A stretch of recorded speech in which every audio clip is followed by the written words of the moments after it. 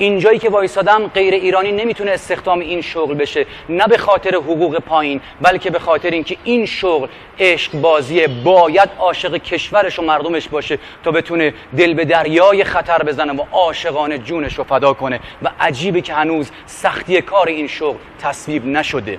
وزن بعضیاشون به 70 کیلو نمیرسید، اما وزن غیرت و مردونگیشون 700,000 تن بود. زیر بار خروارها آوار رفت که بتونه بار مسئولیت رو به دوش بکشه.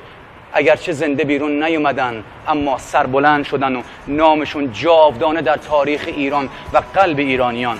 خدایا کمکم کن درک کنم که این جانفشان‌ها توقعی از من ندارن جز این که راهو براشون باز کنم. شاید جون خیلی در خطر باشه. یه تابوت رنگی، یه قصر قشنگی برایم بسازیم در آغوش تنگی.